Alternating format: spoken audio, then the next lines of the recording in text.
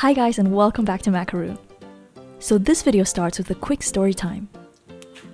I originally wanted to film a TikTok that involved squishy butt phone cases and COVID vaccines, which I know already sounds really weird, but I actually ended up discovering something even weirder. I was playing around with syringes and I filmed myself injecting water into these squishies. For obvious reasons, this video has a trigger warning for needle imagery, so feel free to skip it if you don't like that sort of stuff. After injecting one of the squishies, I noticed that there was a strange bubble of water that was pushing its way towards the top. This wasn't actually noticeable at first, but after a few minutes, it turned into a perfectly round blister.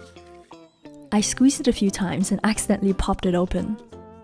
Luckily, I was filming the whole time, so I uploaded the clip onto TikTok and it just blew up like crazy overnight.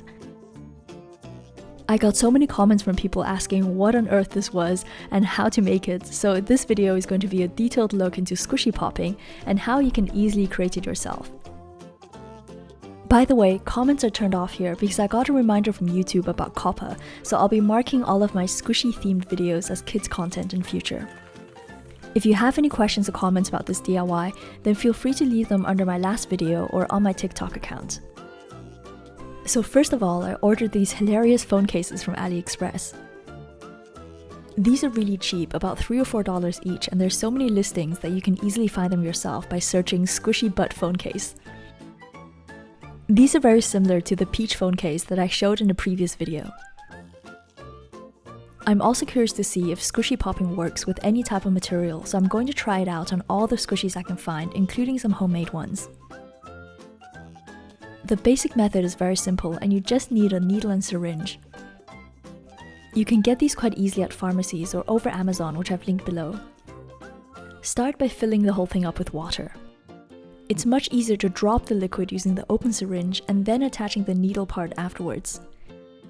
In some of my older videos, I did it the wrong way by trying to pull up liquid through the needle itself and I ended up with a lot of air bubbles.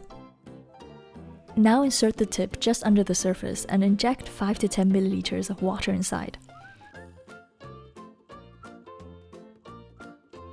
Then push it around to create a bubble.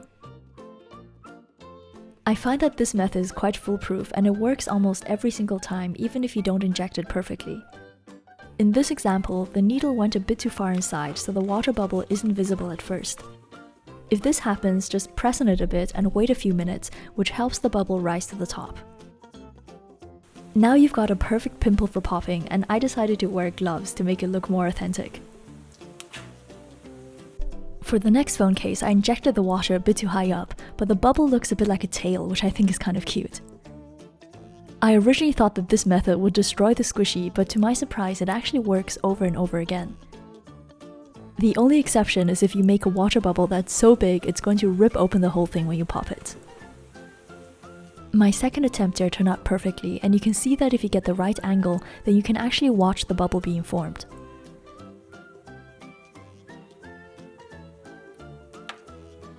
This way it's easy to see how much to inject and when to stop. If a squishy has been injected many times, then the bubbles might shrink a bit because of water escaping. However, I didn't find this was a big problem and you can easily fix it just by injecting into a different place.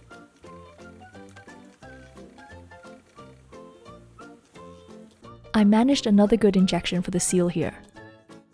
Adding these bubbles to animal squishies looks really funny and feels equally satisfying to pop. At this point I realized that I didn't have to stick with phone cases, so I went to inject all the other squishies I could find. These are a mixture of mochi squishies and DIY ones made from squishy gel or hitohara gel. Starting with the cat, this one worked great and the bubble stays in place without leaking.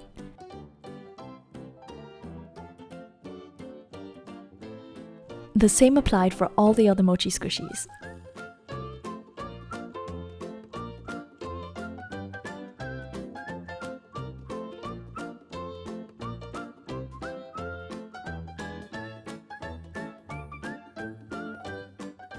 Now we've got Bongo Cat, which was made using milky hitohara gel. This feels soft and squishy, but the material is a lot more dense because the water gets pushed out instead of forming a bubble. You can actually see a tiny stream of liquid coming out here. This wasn't that surprising because I made a video several years ago when I tried injecting ink into clear squishies. Those were also made using hitohara gel, and they behaved in a very similar way. Next up is the transparent koala squishy that I made using Sophie and Toffee's squishy gel. Once cured, this material behaves a lot like silicone, so I'm hopeful it could work. As you can see, this forms a very satisfying water bubble. However, the bubble tends to disappear a lot faster, so you have a limited amount of time to pop it. I tried taking some photos of this, and the water basically trickled out during that time, so I had to re-inject the bubble to get the final shot.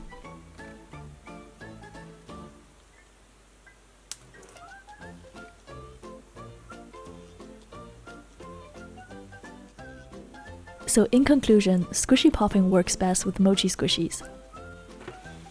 This is great because these are also some of the cheapest and most common squishies you can find. The bubbles stay in place for a very long time, and you can repeat the process as often as you want. When injecting, try to keep the needle just below the surface and don't add too much water. If the bubble gets really large, then it might damage the surface when it pops. This is so incredibly satisfying to play with, and probably one of the easiest fidget toys to make. If you want to see more popping clips, then just follow me on TikTok under my username Makaru. I'm Joanna, thank you for watching, and I'll see you soon. Bye!